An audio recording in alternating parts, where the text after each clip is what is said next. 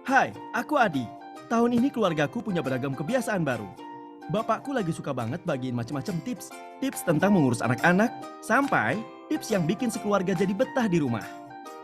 Kalau ibu, lagi suka belanja online. Tapi karena suka ikutan kelas online, sekarang jadi malah punya usaha online. Kalau aku, adik dan kakak, lagi seneng cari wawasan baru dari internet. Adik lagi suka seru-seruan belajar online bareng teman-temannya. Si kakak rajin ngasah skill codingnya. Kalau aku lagi semangat belajar bikin startup. Yang seru, nenek sama kakek di kampung. Sekarang jadi suka banget video call aku. Mereka bilang internet di kampung udah lancar. Bisa sering nengok cucu lewat virtual deh. Nah, keluargamu dan banyak keluarga lainnya juga bisa kok punya kebiasaan baru dengan memanfaatkan jaringan internet. Supaya kita bisa bersama-sama berpartisipasi mewujudkan transformasi digital di Indonesia. Indonesia terkoneksi, semakin digital, semakin maju.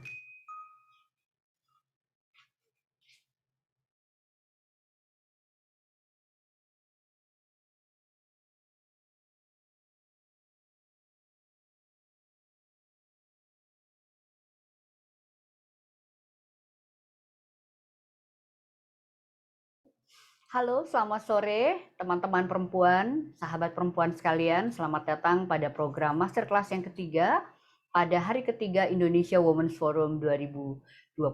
Ini adalah hari terakhir Women's Forum kita dan Masterclass ini juga adalah Masterclass yang terakhir pada hari ini. Hari ini sangat istimewa, kita mau berbicara mengenai suatu topik yang sedang ramai dibicarakan dan sebenarnya juga ini adalah suatu topik yang harus kita mengerti bahayanya seperti apa dan kita jangan menjadi bagian daripada hal tersebut. Topik kita pada hari ini adalah hoax mengancam keluarga Indonesia. Ini merupakan hasil kolaborasi antara Indonesia Women's Forum 2021 dan Kementerian Komunikasi dan Informatika Kominfo Republik Indonesia. Saya Peti Fatimah akan menjadi host pada sore hari ini menemani teman-teman sekalian pada program Masterclass ini. Untuk informasi untuk kepada para tamu yang sudah hadir di sini, Indonesia Women's Forum yang berlangsung mulai tanggal 27 hingga hari ini 29 September diprakarsai oleh Femina sejak tahun 2018. Dan tahun ini untuk pertama kalinya kita menyelenggarakan IWF secara virtual selama 3 hari dalam bentuk conference, master classes dan juga ada virtual booth atau virtual festival di Rumah Indonesia Women's Forum. Dan seperti disampaikan tadi, ini adalah masterclass penutup pada IWF 2021 tahun ini. Teman-teman, untuk kita membicarakan mengenai hoax mengancam keluarga Indonesia, kita punya dua tamu istimewa yang kami kira akan bisa memberikan wawasan buat kita tentang topik ini. Yang pertama adalah yang terhormat Dr. Rosarita Niken Widyasuti, staf khusus Menteri Komunikasi dan Informatika, bidang informasi dan komunikasi publik, transformasi digital, dan hubungan antar lembaga. Kalau saya biasanya memanggil beliau Mbak Niken ya. Kemudian yang kedua, kita punya seorang tamu, seorang millennials bernama Syifa Mutiara Putri, seorang perempuan karir yang baru saja kena hoax dan dia bilang ini sangat mengganggu dia dan juga merugikan. Kita bisa dengar nanti pengalamannya Syifa. Sebenarnya apa sih hoax itu dan kenapa berbahaya? Informasi palsu atau hoax itu sebenarnya bukan barang baru di era teknologi. Bahkan kalau menurut saya itu adalah merupakan satu bagian dari kehidupan kita di era digital ini. Satu bagian yang posisinya kurang baik. Bahkan Kominfo pernah menyebutkan juga hoax ini berfungsi sebagai alat propaganda bagi para pelakunya. Jadi bukan cuma sekedar iseng, tapi memang ada tujuan-tujuan tertentu yang mungkin kurang baik ya. Menurut Kamus Besar Bahasa Indonesia, hoax adalah berita bohong atau berita tidak bersumber.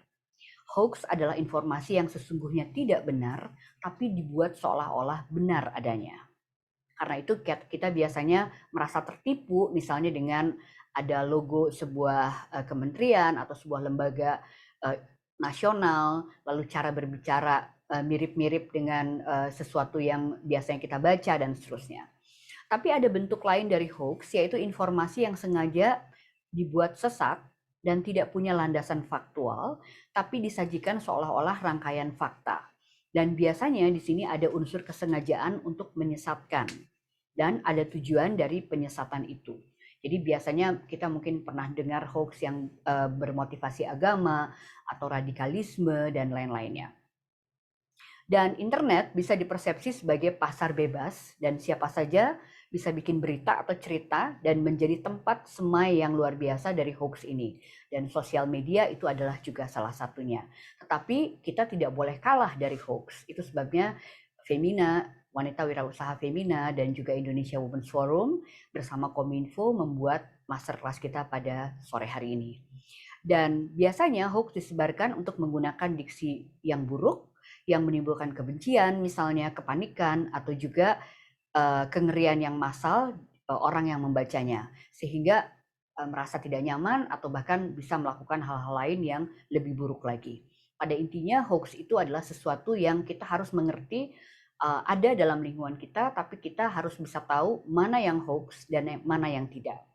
Nah, dengan pengantar itu kita akan segera memasuki sesi masterclass kita. Saya mau ketemu sama Syifa dulu sebelum saya ketemu dengan Ibu Niken. Halo Syifa. Halo Mbak Feti. Hai, apa kabar nih Syifa? Baik. Baik ya Syifa. Teman-teman, tadi saya memperkenalkan Syifa seorang millennials yang sekarang bekerja di sebuah institusi media dan apa namanya ini sesuatu yang menarik gitu. Kalau lihat Syifa kerjanya di media, lalu kemudian dia sangat terinformasi, anak millennials yang biasa menggunakan teknologi luar biasa, tapi kalau kena aja tuh si hoax itu ya. Nah, Syifa boleh cerita, Syifa bercerita kepada Femina bahwa baru aja terkena hoax kesehatan. Ini salah satu hoax yang paling banyak di Indonesia pada saat ini mengenai COVID-19. Mungkin Syifa boleh cerita dulu nih, Syifa, silakan. Oke, jadi sebenarnya aku sempat overconfident sekali ya. Boleh lebih keras suaranya, Pak? Iya, halo, sudah terdengar? Ya. Sudah terdengar? Sudah ya?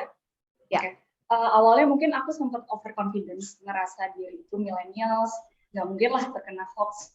Wong tiap hari selalu berkutat sama konten digital, kerja di perusahaan media di mana harus check and recheck untuk bikin konten.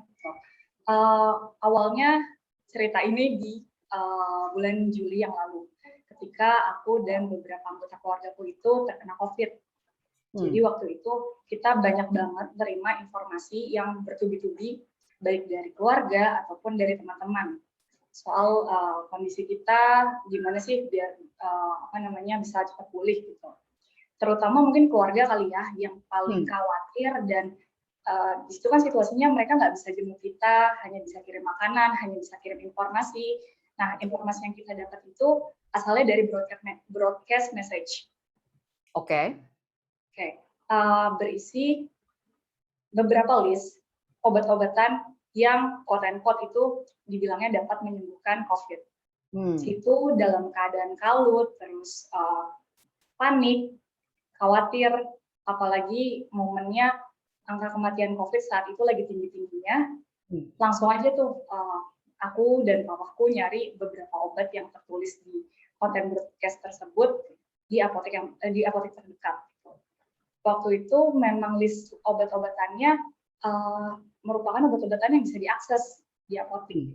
Makanya kita sempat percaya, ditambah lagi ada embel-embel logo dari Kemenkes.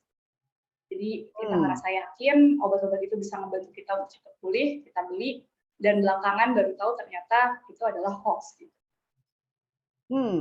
Jadi Syifa dan keluarga, beberapa anggota keluarga terkena COVID-19 pada bulan Juli ya. Pada bulan Juli, lalu kemudian kita tahu pada saat itu memang lagi tinggi dan semua orang pasti, jangankan yang benar-benar kena COVID, yang sehat pun merasa ini situasi sangat mencekam dan pasti dalam situasi panik ya. Dan ketika ada informasi yang didapatkan mengenai obat-obat ini dan Syifa merasa ini sumbernya kayaknya terpercaya gitu, ada logonya Kementerian Kesehatan, kemudian ini boleh tahu nggak Syifa, Anda didapatnya dari mana gitu? Apakah sumber ini juga membuat Syifa merasa ini kayaknya bener nih, pasti kalau dari orang ini pasti bener gitu? Mungkin tidak perlu menyebut nama, tapi maksudnya apakah Syifa merasa yang memberi informasi ini reliable? Oke, sangat disayangkan waktu itu kita terima pesan yang sama dari 3 orang. Salah satunya adalah temannya mamaku yang ternyata yang notabene dia adalah orang medis. Gitu. Oke. Walaupun jadi kayak dia yang forward berarti ini bisa dipercaya gitu. Terus salah satunya juga keluarga besar. Jadi satu message yang sama di forward oleh 3 orang yang berbeda. Gitu. Makanya kita sempat yakin dan seperti ini benar gitu ya. Benar. Oke. Ini sangat menarik ya. Nanti kita pengen ngobrol nih sama Ibu Niken kasus-kasus seperti ini. Pertanyaan kedua saya buat Syifa adalah, ini kan sudah berlalu ya Syifa ya. Kalau saya tanya Anda sekarang, kerugian apa yang Anda alami dengan Anda mendapatkan atau melakukan apa yang diminta oleh berita yang ternyata tidak benar itu, gitu. Hoax dalam hal ini adalah membeli obat untuk COVID-19. Silakan. Kalau ditanya soal kerugian, mungkin kerugian dalam bentuk material dan juga moral kali ya. Karena kerugian dalam bentuk material, saya sempat mengeluarkan uang waktu itu nominalnya cukup banyak karena ada 5 jenis obat. Ada 5 ya, obat ada 5 kan? 5 jenis obat dan satu obat itu kira-kira harus beli 10 strip. Lumayan habis banyak sih waktu itu. Terus mungkin kerugian moralnya ngerasa tertipu aja. Terus banget ya. Iya, yang ngerasa punya literasi digital yang tinggi, kenapa sampai kena gitu. Jadi ngerasa rugi sendiri. Oke, ini sesuatu yang menarik. Syifa Mutiara Putri, terima kasih banyak untuk sharingnya. Nanti saya akan kembali ke Syifa. Saya mau ketemu sama Mbak Niken sekarang ya. Mbak, ini menarik ya Mbak Niken ya. Yang dialami oleh Syifa, saya kira banyak dialami oleh orang-orang yang lain juga gitu. Dan yang paling menarik juga adalah kita bisa lihat paparan hoax itu memang tidak pandang bulu. Bahkan termasuk pada orang-orang yang kita pikir well informed. Contohnya adalah Syifa ini gitu. Kurang apa sih Syifa ini? Millennials, kerja di media gitu kan. Selalu check and recheck dan segala macam gitu. Tapi pada saat yang terdesak dia akhirnya kena juga gitu. Dan bahkan Syifa cerita bahwa salah satu sumbernya itu orang yang bekerja di bidang medis, walaupun mungkin tidak langsung berkaitan sama COVID. Sebelum Mbak Niken menjelaskan atau memberikan paparan, Mbak Niken bisa kasih komen dulu nggak mengenai ini? Iya Mbak Peti, selamat sore untuk ibu-ibu hebat semuanya. Seperti peristiwa yang dialami Mbak Syifa, ini memang banyak ditemui di masyarakat sekitar kita. Jadi biasanya pada situasi kita sedang menderita COVID begitu ya, keinginan untuk sembuh ini membuat kita mencoba apapun yang ada di media sosial. Yang awal itu kan ada jamu-jamuan. Kalau jamu seperti itu kan biasanya buat sendiri. Dan tentunya efek negatif untuk tubuh kita juga nggak terlalu berbahaya begitu ya. Betul. Namun kemudian setelah begitu tinggi kasus COVID, kemudian banyak hoax terkait dengan obat-obatan. Bahkan banyak juga yang orang yang menderita COVID tetapi dengan obat yang tidak tepat, maka semakin memperberat penyakit mereka. Nah, ini adalah karena kebiasaan kita itu membaca kalau sudah ada 2 atau bahkan 3 tadi Mbak Syifa ya, kita merasa oh ini pasti benar. Padahal namanya sekarang semburan kebohongan itu justru ada pihak-pihak yang memang sengaja membuat narasi-narasi yang tidak benar, kemudian diamplifikasi dengan sedemikian gencarnya. Jadi kalau satu tulisan tidak benar, tapi amplifikasinya sangat masif, maka dikira orang itu adalah sebuah kebenaran. Jadi situasi seperti itulah yang terjadi pada masyarakat kita. Jadi sebetulnya seperti Mbak Syifa itu kan tiap hari harus melakukan check and recheck ya. Tapi mungkin karena dalam kondisi yang risau, galau, situasi badan juga mungkin sedang tidak enak badan. Jadi begitu lihat, ini seperti dewa penolong, saya pasti cepat sembuh dengan ini. Lupa kalau harus cek and recheck. Itu, Lebih Mbak. banyak lagi. Ya. Ya. Wah, ini menarik ya teman-teman. Mbak Niken, terima kasih untuk insight-nya. Dan saya senang dengan satu kalimat, sekarang ini adalah ada semburan kebohongan. Bohongnya tuh nggak cuma bohong aja udah jelek gitu. Ini semburan kebohongan ya. Jadi begitu banyak. Nah, mungkin sekarang kami persilahkan kepada Mbak Niken untuk memberikan paparan pada kita sebetulnya fakta-fakta apa sih yang dimiliki oleh Kominfo mengenai hoax ini yang patut diketahui oleh komunitas perempuan. Monggo Mbak Niken. Ya, baik Mbak Peti. Selamat sore untuk ibu-ibu hebat semuanya. Assalamualaikum warahmatullahi wabarakatuh. Salam sejahtera untuk ibu-ibu dan ada bapak juga ya. Ya, 1-2 biasanya muncul. Ya, Shalom, Om Swastiastu, Namo Buddhaya, salam kebajikan. Senang sekali saya bisa ikut di dalam kegiatan yang sangat menarik ini, Indonesian Women's Forum 2021 yang diselenggarakan oleh Femina, dan senang sekali bisa bertemu bertatap layar dengan Mbak Peti ya. Bapak Ibu sekalian, seperti kita ketahui bahwa saat ini dengan perkembangan teknologi, silakan materi saya bisa di-share. Oke. Ya, lanjut saja. Dengan perkembangan teknologi digital saat ini, memang masyarakat betul-betul mendapatkan informasi yang sangat luar biasa banyaknya. Ini data digital Indonesia secara makro, mungkin ini perlu kita ketahui juga bahwa penduduk Indonesia itu jumlahnya 274,9 juta. Namun HP yang beredar itu melebihi jumlah penduduk Indonesia, yaitu 125,6%, 345,3 juta. Artinya dari kita mungkin tidak hanya memiliki satu HP, mungkin ada yang memiliki 2, 3, demikian itu. Kemudian juga akses internet. Sekarang ini pengguna internet sudah 73,7%, dan yang aktif di media sosial itu 61,8%, cukup banyak. Next, lanjut. Nah, begitu sibuknya dunia maya kita, dunia nyata kita memang sibuk, tetapi di dunia maya sibuknya itu luar biasa. Dalam 1 menit, informasi yang masuk ke dalam gadget semua ini dunia ya, termasuk tentu ini Indonesia. Jadi informasi yang hadir dalam genggaman kita itu tidak sekedar banjir informasi, tetapi seperti tsunami informasi. Kalau kita melihat ini, Mbak Peti ya, informasi di WA 1 menit itu ada 41,6 juta informasi.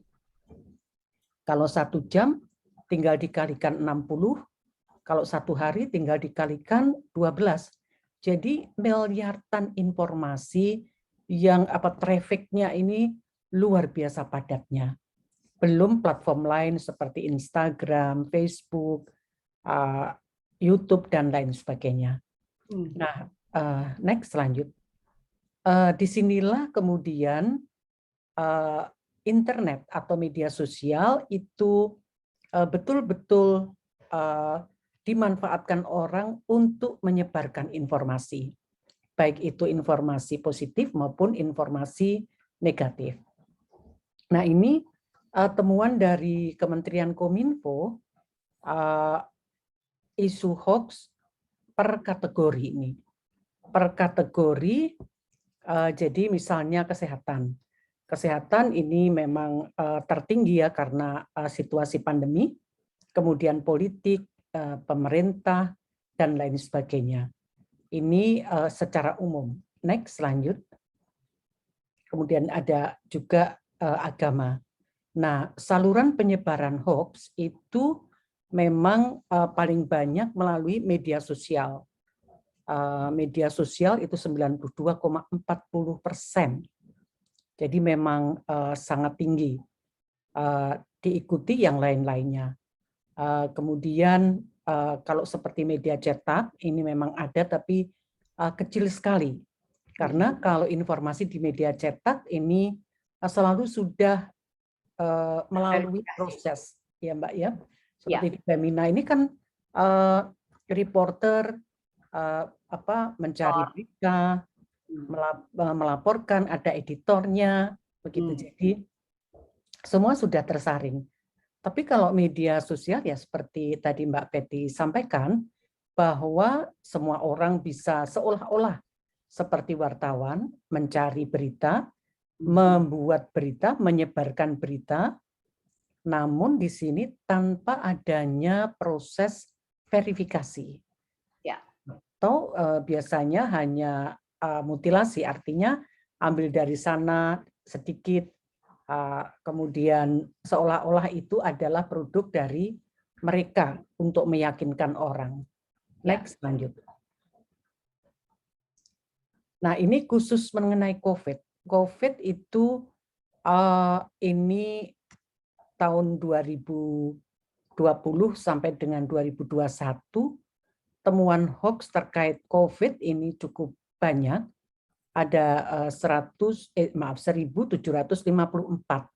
Kalau tadi Mbak Syifa terkena hoax, masalah jenis-jenis obat itu hanya satu bagian dari 1.754.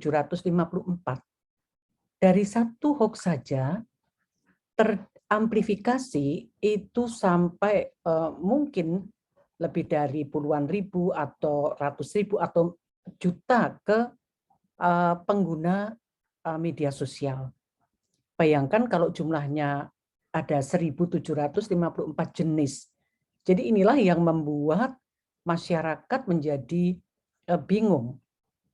Nah, ini kalau sebaran yang mengajukan untuk penutupan akun itu ada 3.806,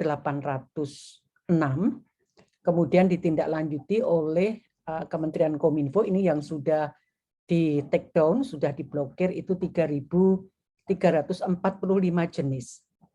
Namun demikian, hoax ini awal penyebaran itu bisa ditutup oleh Kominfo, bisa diblokir, tapi biasanya sudah tersebar ke grup-grup WA. Nah, kalau seperti itu susah sekali kita ibaratnya seperti kapas segenggam sudah terkena angin. Jadi mau mengumpulkan serpian-serpian kapas itu kan susah sekali. Jadi seperti itu juga hoax, karena dengan menyebar sekali walaupun ditutup sudah terlanjur menyebar kemana-mana. Dan untuk yang kasus sampai dengan penegakan hukum itu ada 767 kasus. Kemudian ini media sosial yang paling banyak digunakan ada Facebook, kemudian Instagram, Twitter, YouTube. Ini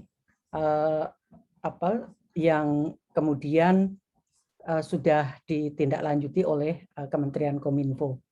Next, lanjut. Lanjut ya. Nah, ini yang terkait vaksin. Kalau tadi COVID secara umum, ini temuan hoax terkait vaksin itu ada 333 jenis.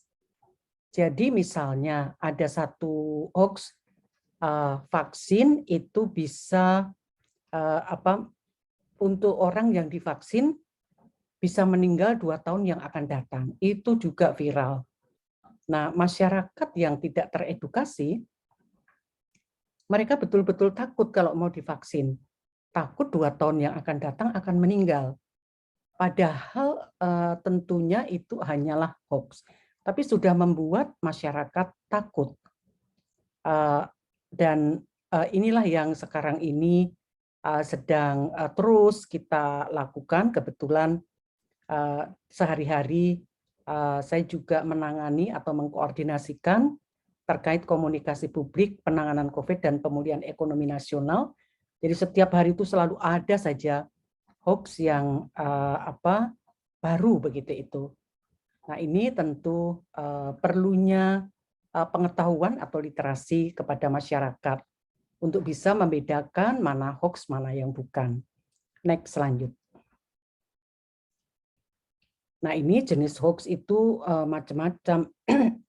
Ada seperti parodi, ada konten menyesatkan, konten buatan, konten termanipulasi, tidak nyambung, tidak sesuai konteks, tiruan, propaganda. Kemudian ada yang terus menggaung-gaungkan teori konspirasi seperti itu. Next, lanjut. Nah, pola komunikasi masyarakat itu sekarang ini pola komunikasinya 10 to 90. 10 orang yang, 10% masyarakat yang aktif sekali dalam memproduksi konten. Baik itu konten positif maupun konten negatif.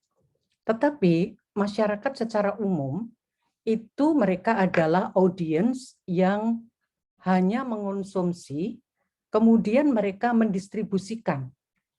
Jadi 10% yang aktif sekali, tetapi 90% hanya baca judul, kemudian tidak diteliti, tidak dicek, tidak diklarifikasi, langsung di-share.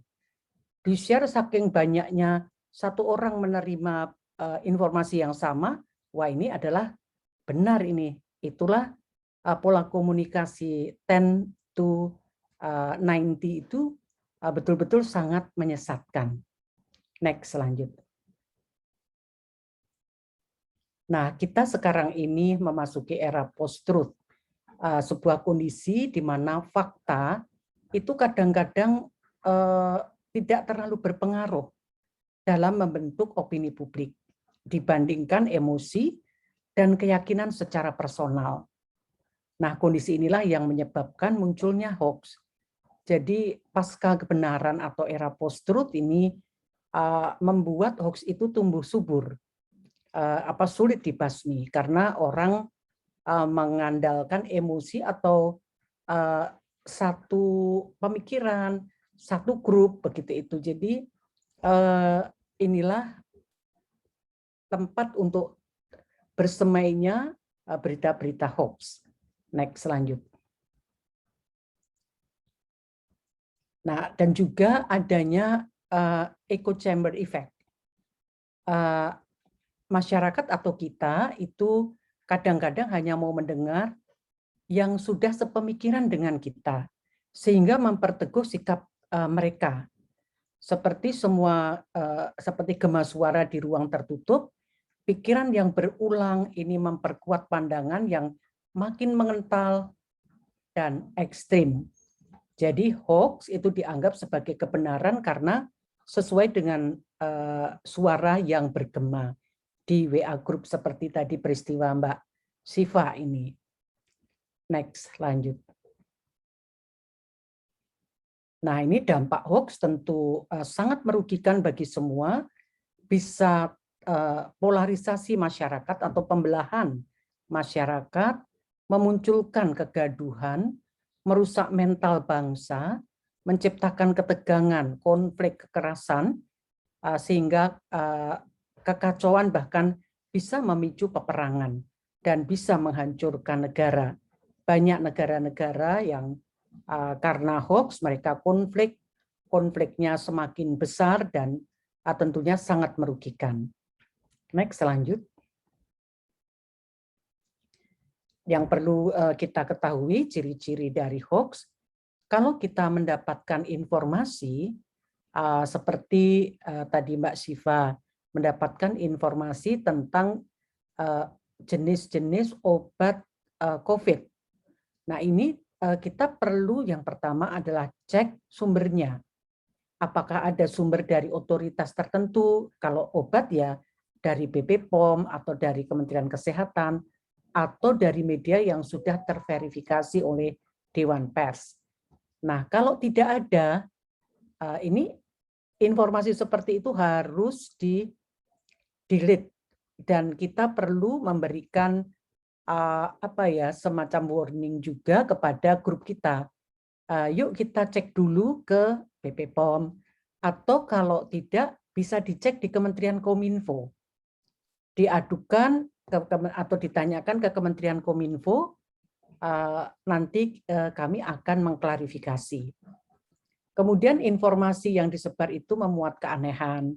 Ya, seperti tadi ada hoax yang mengatakan kalau vaksin 2 tahun yang akan datang meninggal itu kan aneh, tidak wajar. Kemudian cenderung menggunakan bahasa yang provokatif dan tidak memiliki kesesuaian judul dengan isi. Misalnya ada suatu kejadian, entah itu tahun berapa dan di negara mana, ada orang misalnya meninggal di jalan, tapi kemudian di-capture seolah-olah itu adalah penderita COVID yang meninggal di jalan. Jadi orang jadi ketakutan. Jadi kita memang harus cermat di dalam membaca maupun mengkonsumsi informasi.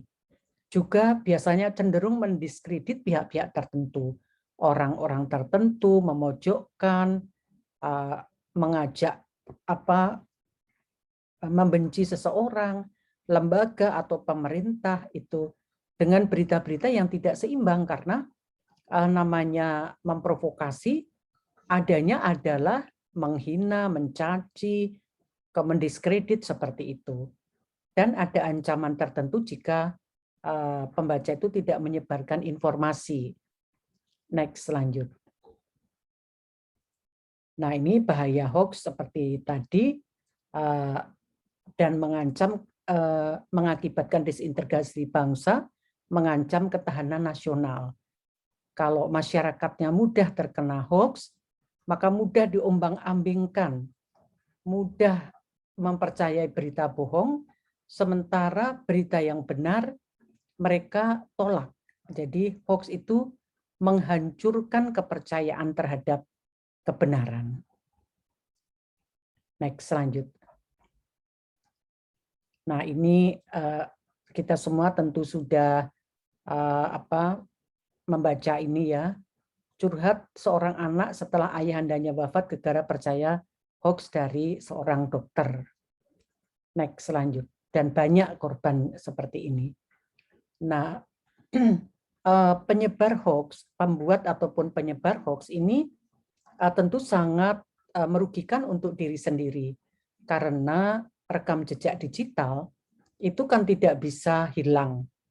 Di HP sudah dihapus, tetapi di big data ini akan muncul kapan saja dicek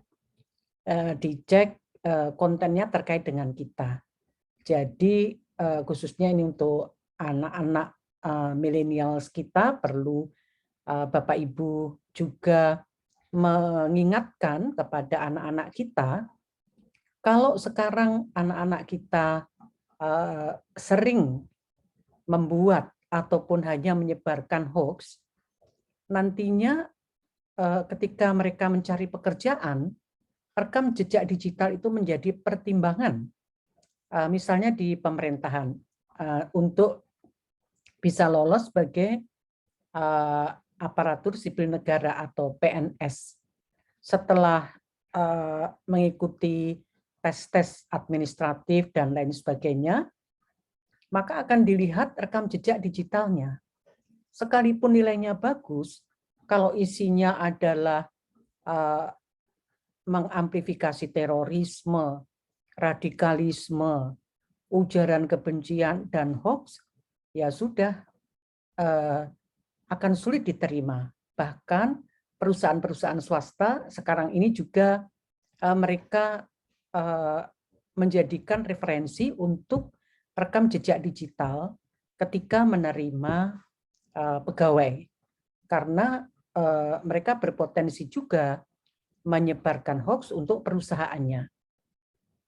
Atau kalau di pemerintahan sudah sangat jelas kalau yang sering menyebarkan informasi-informasi negatif ini tidak bisa masuk ke sebagai ASN. Karena Ya. kalau Ya, Ibu Niken mohon izin, ya, waktunya masih tinggal 2 menit lagi, biar kita bisa ngobrol-ngobrol. Boleh. Ya. Kalau gitu kita percepat aja ya. Ya, boleh. Next, lanjut. Nah, ini untuk deteksi hoax. Nanti bisa materi saya ini Sebarkan ya. disebarkan. Bagaimana mendeteksi hoax? Next, lanjut. Nah, ini yang memprihatinkan bahwa Indonesia ketika Microsoft melakukan penelitian, kita berada di urutan 3 terakhir, menjadi netizen yang tingkat kesopanannya sangat rendah. Ini sangat memprihatinkan.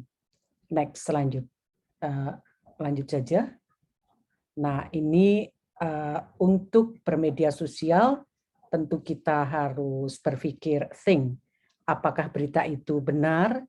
Apakah bisa menolong? Apakah legal? Apakah diperlukan? Ataukah berita ini baik atau tidak? Next, lanjut. Nah, penanganan konten ini kalau ada informasi yang kira-kira kita ragu, silahkan dikirim ke aduan konten di websitenya Kominfo.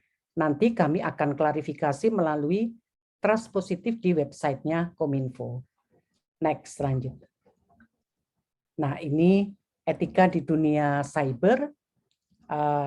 Kalau kita perlu mengetahui bahwa kita harus bertanggung jawab terhadap apa yang kita unggah, harus berempati. Kalau kita tidak mau dihina, tidak mau dicaci, tidak mau dibully, ya kita jangan melakukan hal itu. Yang kita unggah adalah yang otentik, dan kita harus kritis, arif, dan berintegritas dalam menggunakan media sosial, karena menyebarkan hoax itu bisa terkena Undang-Undang ITE dengan ancaman hukuman 6 tahun penjara dan denda 1 miliar. Jadi kita perlu betul-betul sharing sebelum sharing. Demikian Mbak Betty. Terima kasih. Terima kasih Ibu Niken, kita kasih tepuk tangan dulu. Saya sampai terhenyak membacakan data-data yang melihat data yang diberikan oleh Mbak Niken tadi. Teman-teman, mudah-mudahan teman-teman juga senang dan mencatat apa saja yang ditemukan oleh Kominfo mengenai hoax ini, dan memang hoax ini adalah penyakit masa digital, kalau saya boleh mengatakan seperti itu. Dan tadi Mbak Niken juga sudah menyampaikan bahwa informasi ini atau presentasi ini bisa disebarkan oleh Femina. Terima kasih banyak Mbak Niken. Teman-teman, ada satu yang tadi menarik untuk kita catat tentang post-truth. Bahwa di era ini, kalau kita bicara mengenai kebenaran, kadang-kadang kebenaran itu bukan kebenaran yang sesungguhnya, tapi kebenaran berdasarkan kepercayaan kita miliki. Itu sebenarnya yang paling berbahaya, dan enggak semua orang bisa keluar dari lingkaran setan itu ya. Tadi Mbak Niken udah menyampaikan gimana sih caranya untuk bisa membentengi gitu. Kalau dulu kan kalau kita mau ngomong sesuatu itu cuma 3. It is true, it is necessary, it is kind gitu. Sekarang udah jadi 6 tuh tadi. Ada macam-macam, termasuk it is helpful dan lain-lainnya. Jadi kita tuh kalau misalnya Kominfo mengatakan saring sebelum sharing, itu memang benar adanya ya Mbak Niken ya. Itu adalah salah satu untuk kita bisa membentengi diri kita gitu. Teman-teman yang datang pada kelas ini, silahkan kalau ada yang mau bertanya atau mau sharing juga pengalaman seputar hoax, boleh silahkan. Kita mungkin bisa bahas di sini juga dengan Mbak Niken dari Kementerian Kominfo, dan juga di sini ada Shiva yang baru saja mengalami kena hoax ya. Mbak Niken, dari pembicaraan atau penjelasan yang Anda jelaskan tadi, saya mau bertanya mengenai hal ini.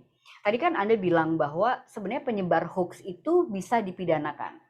Bahkan tadi disebut itu menggunakan Undang-Undang ITE dengan 6 bulan penjara atau 1 miliar denda gitu ya.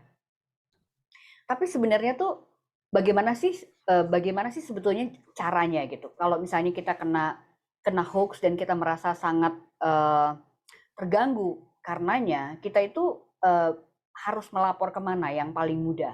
Lalu juga barangkali gini, kadang-kadang hoax itu kan ada apa ya, ada spektrumnya gitu. Kapan sebenarnya hoax itu kita harus laporkan untuk jadi efek jera juga?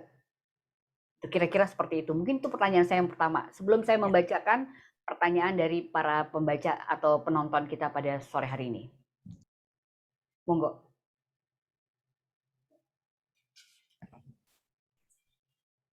Masih di mute suaranya?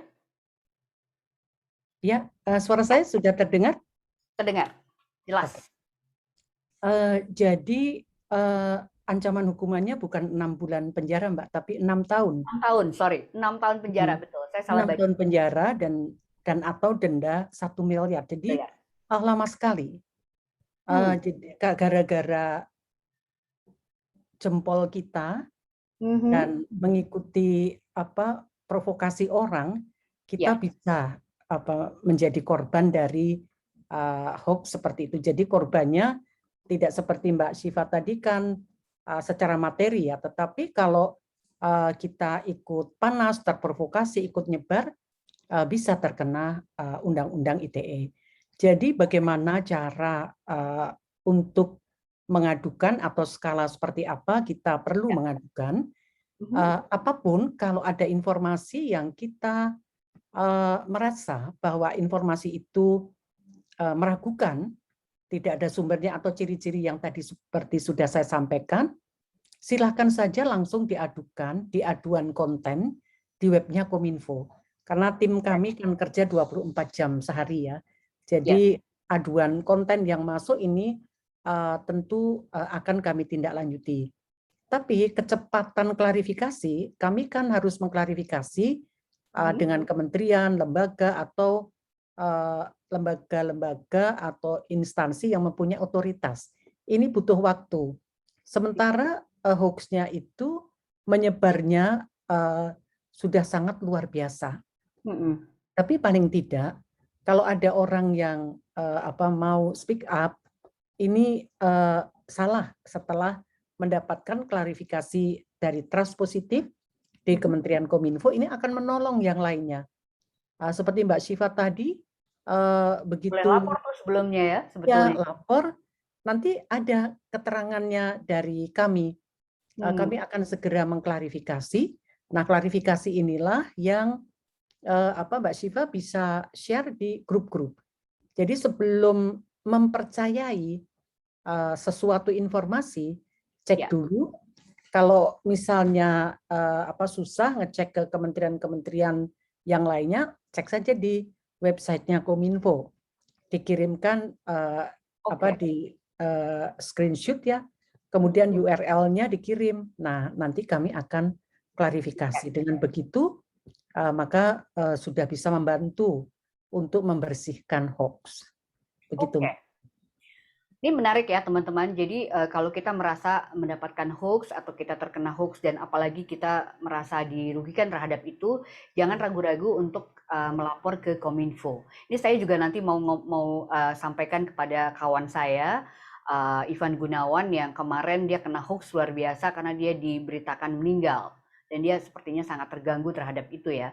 Jadi untuk efek jerak juga. Mbak Niken, saya mau membacakan satu pertanyaan dari Mufida dari Sragen. Ini bagus banget pertanyaannya. Bagaimana jika kita di-tag oleh pihak yang kurang bertanggung jawab atau tidak paham jika berita itu hoax? Jadi ini main sosial media, mungkin ada orang yang merasa, ini kayaknya harus saya bagi ini berita ini kepada semua teman-teman, lalu dia tag-lah semua teman-temannya termasuk Mufida. Dan pertanyaannya Mufida adalah, apakah itu juga bisa berpengaruh pada rekam jejak digital kita? Ini serem juga ya kalau kayak gitu. Padahal kita tidak tahu menahu mengenai hoax itu. Monggo, Mbak. Sebelum saya menjawab Ibu Mufida mengenai Ivan Gunawan, kalau Ivan Gunawan merasa dirugikan, kalau Kominfo kewenangannya hanya memblokir akun ataupun kontennya. Tetapi kalau yang terkait merugikan seseorang, itu laporannya ke polisi cyber. Langsung ya? langsung Ya, ke langsung ya. polisi Oke. cyber.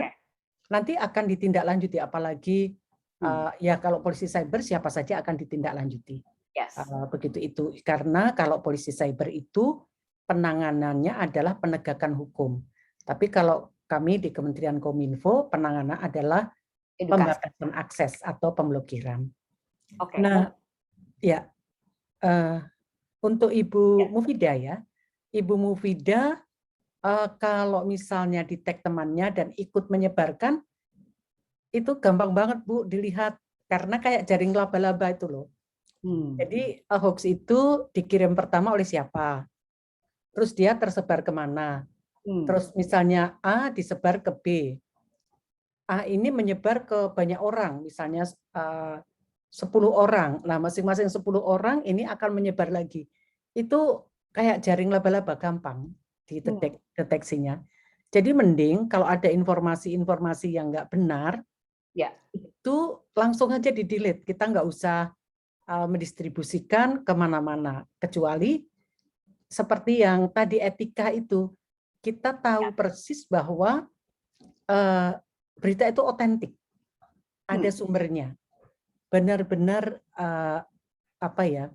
berita yang sudah terverifikasi. Jadi kalau yang kita sendiri ragu atau apa gitu, udah kita nggak usah ikut-ikutan, begitu, karena larinya kemana itu mudah terdeteksi. Mudah terdeteksi ya. Ya. Kalau saya sih Mbak Niken lebih kejam lagi. Kalau saya misalnya saya punya teman di Facebook, kan kita nggak tahu ya teman di Facebook tuh banyak banget gitu. Terus udah mulai ngetek dan apa namanya senang sekali membagikan informasi, saya sih blok aja udah. Nah itu bagus. Ya, gitu. Ya.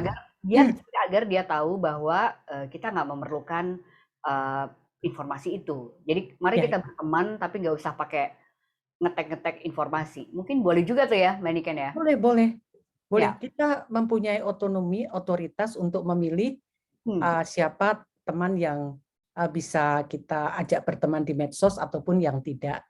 Jangan sampai juga teracuni dengan informasi-informasi yang membuat kita terjerumus begitu. Oke. Mbak Niken langsung ya, saya mau membacakan pertanyaan dari Hilda. Hilda ini bertanya seperti ini.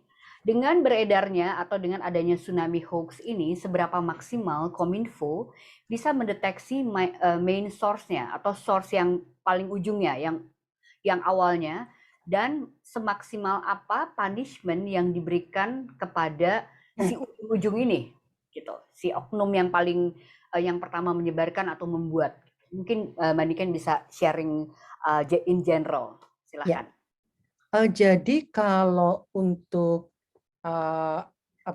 mendeteksi yang pertama menyebarkan itu bisa, memang itu yang pekerjaan kita, salah satu bagian ada yang mengerjakan itu. Tapi karena seperti tadi, informasi di media sosial itu kan sangat banyak banget. Jadi tentunya Kementerian Kominfo kita mengantisipasi selain dari aduan konten juga yang tematik, misalnya tentang sekarang ini prioritas masyarakat kan tentang kesehatan. Betul. Tapi bukan berarti yang bukan kesehatan tidak kita perhatikan. Ya, kita perhatikan. Dan kita bisa menemukan penyebar hoax pertama.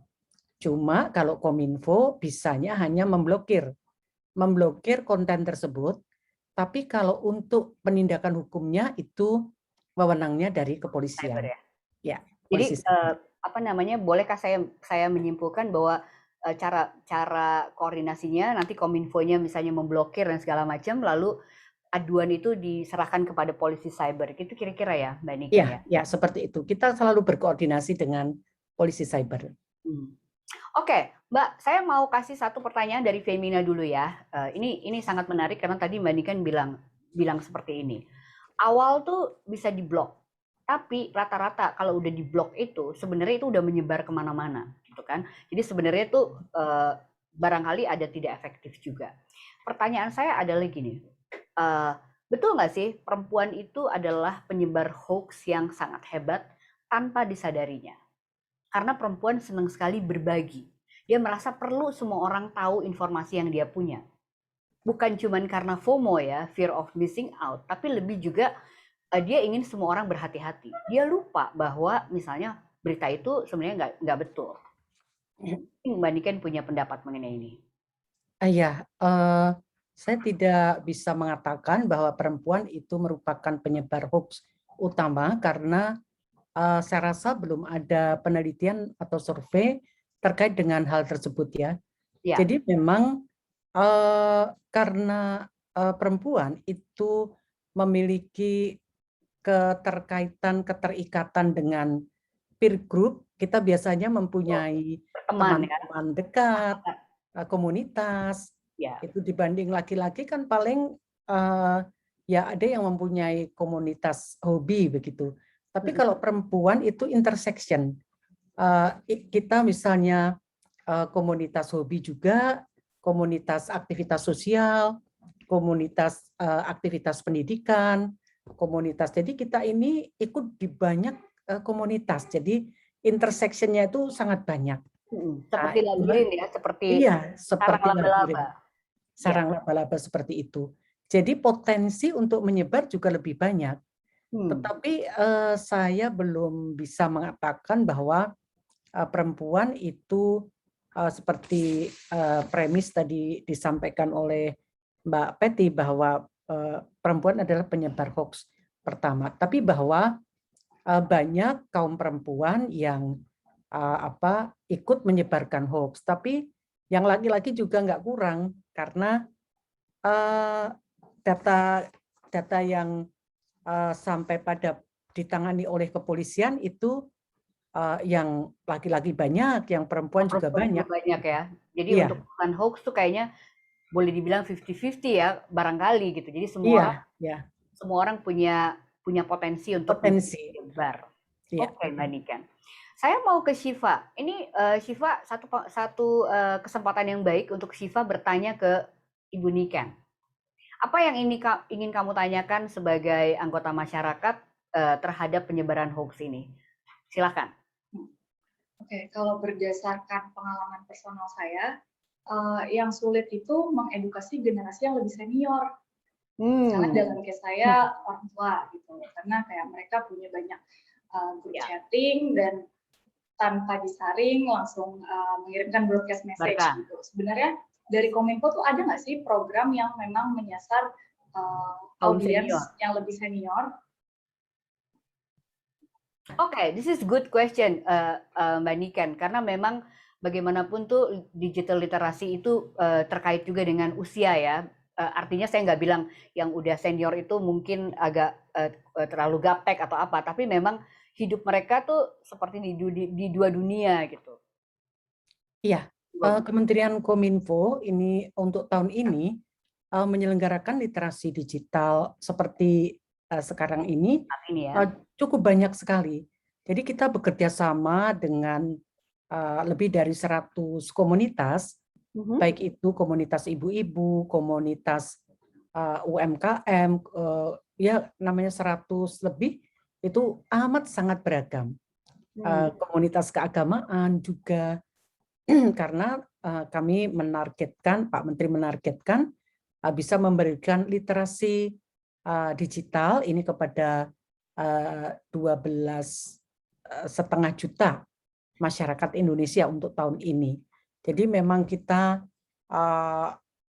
terus melakukan literasi digital. Bahkan dalam sehari seperti ini saya bisa juga menjadi narasumber di beberapa webinar sejak pagi tadi. Begitu, dan rata-rata memang masyarakat ini benar-benar tidak bisa membedakan mana yang hoax, mana yang bukan, terus apa yang harus dilakukan, bahkan nggak tahu kalau ada ancaman hukumannya. Itu kan kalau tidak tahu ancaman hukumannya, kita tidak bisa mengendalikan diri kita. Karena ya biasanya orang itu takut pada aturan begitu ya. Misalnya orang pakai masker, banyak yang nggak pakai. Jadi mereka bukan sadar protokol kesehatan, tetapi takut nanti ada Satpol PP. Atau orang pakai helm. Kalau nggak ada polisi nggak pakai helm. Jadi masih seperti itu. Itulah kenapa perlu literasi digital. Oke, Mbak Niken, terima kasih. Saya udah dikasih tanda oleh produser, tapi saya pengen membacakan satu lagi pertanyaan dari Flor. Ini kayaknya cukup banyak. Mungkin boleh naik lagi? Turun maksud saya. Oke. Saya akan membacakan satu pertanyaan seperti ini. Jadi Mbak Niken, kalau misalnya dari semua informasi yang diperoleh oleh Kominfo dari waktu ke waktu, tadi kita bisa lihat juga kalau sekarang kesehatan itu paling tinggi karena memang situasinya seperti ini. Lalu kedua, tadi saya juga lihat politik itu masih besar dan lain-lainnya. Dan mungkin itu bisa berubah sesuai dengan situasi juga gitu. Nah, kalau menurut teman-teman di Kominfo, hoax yang paling berbahaya saat ini dalam konteks keluarga Indonesia itu yang mana? Yang mungkin kita bisa bersiap terhadap ini. Iya, kalau untuk sekarang ini periodenya adalah hoax tentang kesehatan. Tentang kesehatan itu paling berbahaya karena kita sekarang kan belum sepenuhnya bersih begitu ya. Kita masih di Jakarta masih level 3. Nah, kalau orang mudah termakan hoax, maka keseriusan pemerintah dalam memutus mata rantai COVID-19 ini nggak selesai-selesai gitu. Nah, kalau COVID-nya nggak selesai, maka pertumbuhan ekonomi ini juga akan terganggu dan dampaknya itu ke semua sektor begitu ya.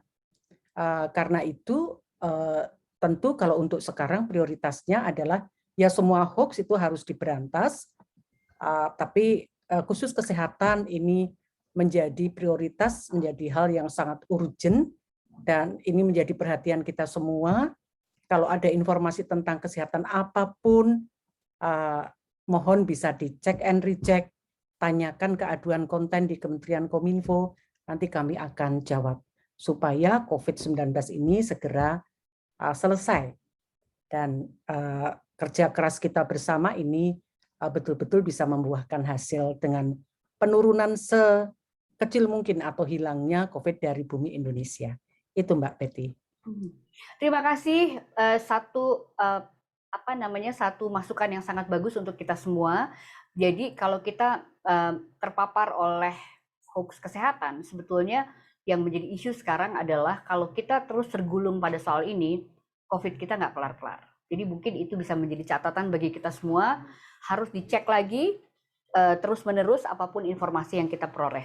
Saya ingin mengucapkan terima kasih sekali lagi untuk Dr. Rosarita Niken Widyasuti, staf khusus Menteri Komunikasi dan Informatika bidang informasi dan komunikasi publik, dan juga transformasi digital dan hubungan antar lembaga yang menjadi narasumber ahli kita pada sore hari ini. Terima kasih banyak Mbak Niken sudah mengganggu waktunya yang sangat sibuk, dan juga sama-sama terima kasih ya Mbak. Kita jumpa lagi di WhatsApp group seperti biasa.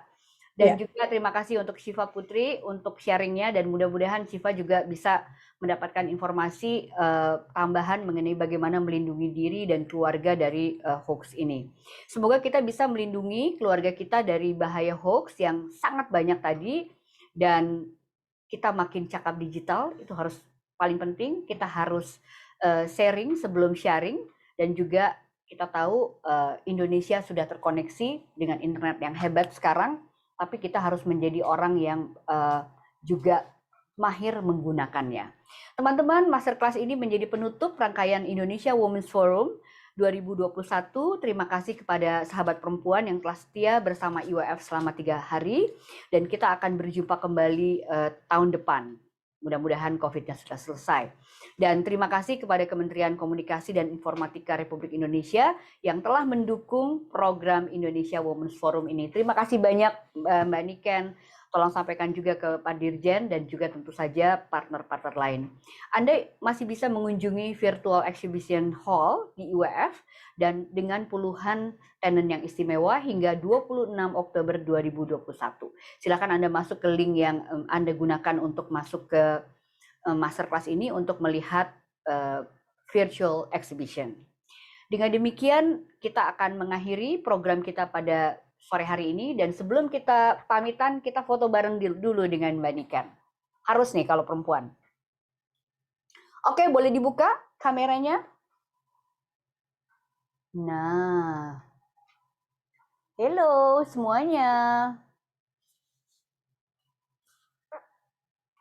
Oke, yang mau membuka kameranya, monggo.